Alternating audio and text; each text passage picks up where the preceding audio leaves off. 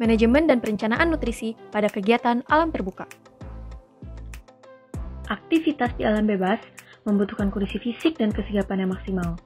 Hal ini berarti aktivitas tersebut harus ditunjang oleh asupan nutrisi yang tepat agar tubuh selalu dalam kondisi yang prima.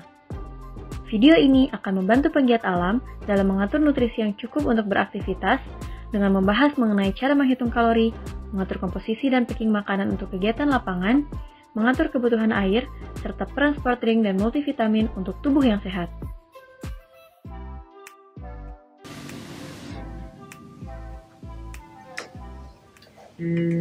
Makanan apa ya yang harus aku makan sebelum lapangan gunung kita nanti? Fit, tadi apa Kang? Kok kayak bingung gitu sih Kang? Ya ini aku lagi bingung apa yang harus aku makan sebelum mengikuti kegiatan nanti agar bisa menjalankan aktivitas secara optimal.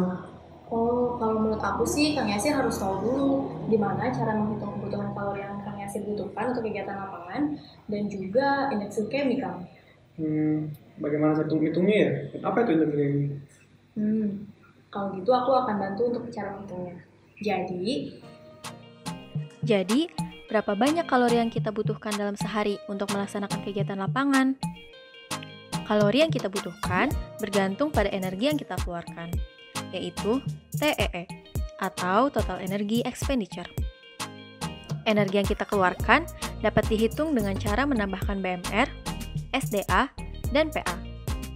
Lalu, apa itu BMR, SDA, dan PA? BMR atau Basal Metabolic Rate merupakan energi yang dibutuhkan pada saat tubuh sedang beristirahat. Rumus dari BMR ini dapat dilihat pada gambar, di mana bergantung pada jenis kelamin, umur, berat badan, dan tinggi badan seseorang. Nah, di sini sudah tertulis rumus BMR. Jadi, kalau untuk Kang Yasir, laki-laki dengan umur 20 tahun, berat badan 60 kg, dan tinggi badan 170 cm, maka BMR-nya adalah 1568 kilokalori. Selanjutnya adalah PA, yang merupakan singkatan dari Physical Activity, adalah energi yang dibutuhkan untuk melakukan aktivitas fisik dengan intensitas tertentu. Untuk aktivitas fisik dengan intensitas sangat ringan, PA-nya adalah 10-30% dari BMR. Intensitas ringan adalah 30-50% dari BMR. Intensitas sedang adalah 50-80% dari BMR. Intensitas berat adalah 80-100% dari BMR. Dan intensitas sangat berat di mana lebih dari 100% dari BMR. Energi yang dibutuhkan sebelum mengikuti lapangan gunung hutan yang merupakan aktivitas yang berintensitas ringan, yaitu melakukan packing, adalah 30% dari BMR.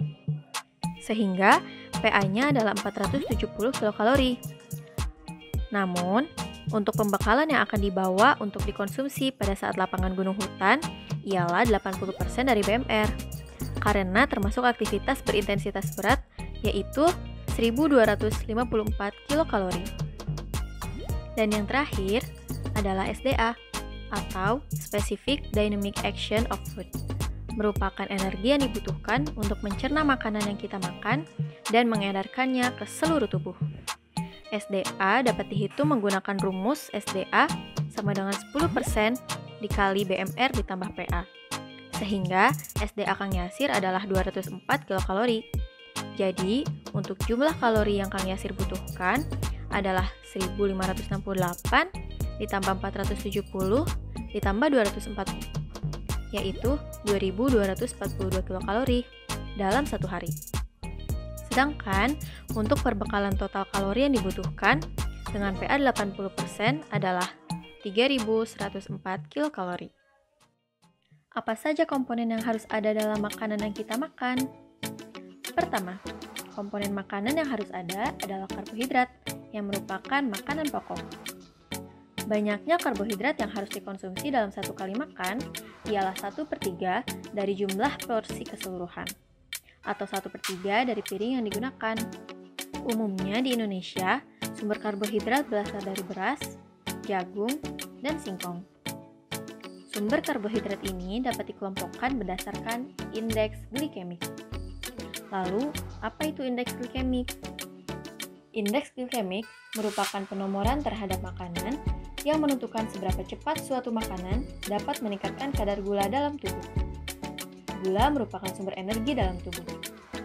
Indeks glikemik dapat dikelompokkan kembali menjadi rendah, sedang, dan tinggi. Contoh dari makanan dengan indeks glikemik rendah adalah nasi merah dan pasta seperti spaghetti. Untuk makanan dengan indeks glikemik sedang, terdapat beras coklat atau brown rice. Terakhir, contoh makanan dengan indeks glikemik tinggi adalah nasi dan roti.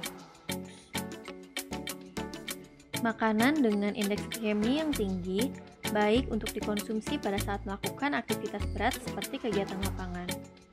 Hal ini dikarenakan pada saat kita melakukan kegiatan lapangan, kita akan menggunakan energi secara terus-menerus sehingga dibutuhkan makanan yang dengan cepat menyediakan gula dalam darah untuk digunakan sebagai sumber energi. Untuk nasi sendiri, kita dapat membawa beras dengan menggunakan plastik kerap udara dan membagi ke dalam beberapa plastik sesuai dengan porsi yang akan digunakan untuk satu kali makan. Komponen yang kedua adalah lauk pauk atau makanan dengan sumber protein. Sumber protein terdiri dari dua, yaitu protein hewani dan nabati. Protein hewani terdiri dari daging sapi, daging kambing, unggas seperti ayam, bebek, ikan dan hasil laut, telur, dan susu beserta olahannya. Sedangkan untuk protein nabati didapatkan dari tahu, tempe, dan kacang-kacangan. Porsi dari protein ini adalah 1/6 dari jumlah porsi. Pada saat kegiatan lapangan, kita dapat membawa protein yang sudah dimasak terlebih dahulu, seperti daging sapi, ayam yang sudah digoreng setengah matang, tahu atau tempe. Sama seperti karbohidrat, protein dapat dikemas dengan menggunakan plastik yang kedap udara. Pada saat pengemasan dapat dibagi menjadi beberapa plastik sesuai dengan menunya, sehingga akan memudahkan ketika akan memasak pada saat kegiatan lapangan. Buah dan sayur merupakan sumber vitamin dan mineral. Sebagian vitamin dan mineral yang terkandung dalam sayur dan buah berperan sebagai antioksidan. Banyaknya buah dalam satu porsi makanan adalah 1/6 dari jumlah porsi, sama seperti lauk pauk. Sedangkan untuk sayur sendiri adalah 1/3 dari jumlah porsi, sama seperti makanan pokok atau karbohidrat. Buah yang dapat dibawa adalah buah-buah kering lain seperti kurma, kismis, prune, dan lain-lain. Kemudian, untuk sayur dapat membawa wortel, buncis, dan lainnya. Lalu, bagaimana mengemas buah dan sayuran untuk dibawa pada saat kegiatan lapangan nanti? Pertama-tama, harus memotong buah dan sayuran yang akan dikemas menjadi potongan kecil agar mudah dikeringkan. Ingat juga untuk tidak mengupas kulit dari sayuran dan buah karena dapat mempercepat proses pembusukan. Setelah dipotong, maka sayuran dan buah dikeringkan di bawah sinar matahari. Setelah kering, maka bungkus potongan tersebut dengan kertas flip chart, lalu dibungkus kembali menggunakan plastik, tanpa lupa untuk melakukan vakum dengan menyedot plastik agar makanan menjadi tidak cepat busuk dan lebih efisien untuk dimasukkan ke packingan. Saat proses packing untuk perjalanan, jangan lupa untuk memasukkan packingan makanan di tas yang berbeda dari tas yang berisi bahan yang mudah mencemari makanan, seperti parafin. Wah, terima kasih banyak Ain. Sekarang aku tahu apa yang harus aku makan. Kamu sudah makan belum? Belum, Kak. Yuk makan bareng. Boleh?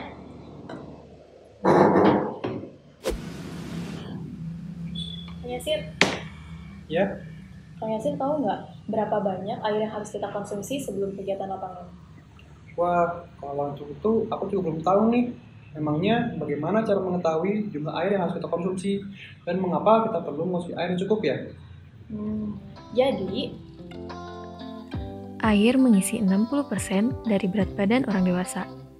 Air merupakan komponen penting yang berperan pada metabolisme di dalam tubuh. Kenapa sih kita harus minum air yang cukup? Ketika kita melakukan suatu kegiatan yang cukup berat, seperti berolahraga, akan banyak air yang keluar dari dalam tubuh dalam bentuk keringat. Apabila air yang keluar dari tubuh lebih banyak dari air yang masuk ke dalam tubuh, maka kita dapat mengalami yang namanya dehidrasi, atau suatu keadaan di mana tubuh kekurangan cairan sehingga tidak dapat berfungsi secara optimal. Kebutuhan air dapat dihitung dengan mengetahui berapa kalori yang akan dikeluarkan menggunakan total energy expenditure, yaitu setiap 1 kilokalori energi yang dikeluarkan dibutuhkan 1-1,5 ml air. Untuk Kang Yasir sendiri, telah didapatkan bahwa energi yang dibutuhkan sebelum melaksanakan lapangan adalah 2.242 kilokalori, sehingga kebutuhan airnya adalah sekitar 2.300 ml. Lalu, apabila ingin menghitung kebutuhan air yang harus dibawa untuk melaksanakan lapangan, bisa menggunakan perhitungan kalori, yaitu dengan 80% PA, yaitu sebesar 3.104 kilokalori, dan kebutuhan airnya adalah sekitar 3.200 ml. Oke, sekarang aku akan memaking logistik yang akan digunakan untuk lapangan gunung Muntar nanti.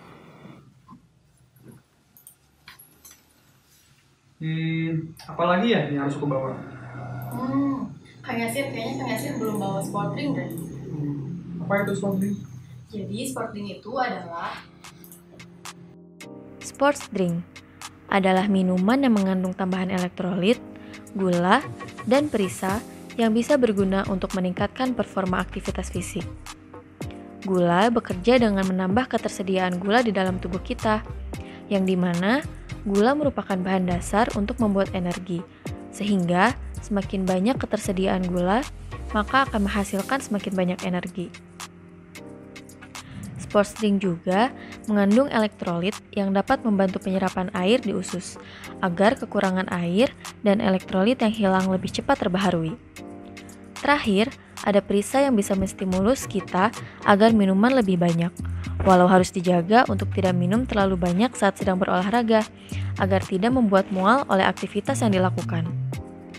Sport drink juga dapat digunakan untuk mencukupi kebutuhan air selama kegiatan lapangan. Banyaknya sport drink yang diminum sudah termasuk dengan banyaknya volume air yang dibutuhkan dalam sehari. Kemudian, kadar gula yang terdapat dalam minuman sport drink juga masuk dalam perhitungan kalori yang dikonsumsi oleh tubuh. Kang, ini sport drinknya. Wah, terima kasih banyak Ain. Sama-sama Kang. Kang, kayaknya vitamin belum deh. Vitamin? Gak penting deh kalau itu. Masa sih? Penting banget loh, Kang. Jadi, vitamin dan mineral sangat penting bagi fungsi tubuh yang optimal, khususnya untuk siswa pecinta alam yang kegiatan fisiknya sangat intensif agar terhindar dari kelelahan dan cedera. Pertama, terdapat kalsium yang berfungsi untuk memperkuat tulang, mengatur kontraksi otot, dan memastikan pembekuan darah normal. Kalsium ini didapatkan dari keju, sayur hijau, kacang kedelai, dan tahu. Selanjutnya, terdapat vitamin D yang berfungsi untuk menjaga kesehatan tulang dan gigi dan mempertahankan sistem kekebalan tubuh. Vitamin ini bisa didapat dari sinar matahari, telur, dan susu. Selanjutnya ada vitamin E yang berfungsi untuk menjaga kesehatan sel yang didapatkan dari sayur daun hijau. Lalu ada vitamin C yang bisa didapat dari jeruk, stroberi, dan brokoli. Berfungsi untuk menjaga kesehatan sel dalam tubuh. Kemudian terdapat asam folat yang akan bekerja sama dengan vitamin B12 untuk membentuk sel darah merah. Asam folat ini didapatkan dari brokoli dan jeruk. Selanjutnya, ada potasium yang digunakan untuk menjaga keseimbangan cairan dalam tubuh dan mengatur tekanan darah. Potasium didapatkan dari pisang, ikan, dan juga ayam. Lalu, zinc berfungsi untuk membantu pembentukan sel baru dan pencernaan karbohidrat, lemak, protein dalam makanan, dan membantu penyembuhan luka. Zinc ini bisa didapatkan dari daging, kerang, dan susu. Dan yang terakhir, terdapat zat besi yang sangat penting untuk pembentukan sel darah merah yang mengangkut oksigen ke seluruh tubuh sehingga tubuh dapat menghasilkan energi. Zat besi ini bisa didapatkan melalui konsumsi hati ayam, daging merah, kacang hijau, kacang kedelai, almond, dan nasi merah. Nah, untuk kegiatan saat di alam terbuka, kita bisa saja memenuhinya dengan mengonsumsi suplemen multivitamin.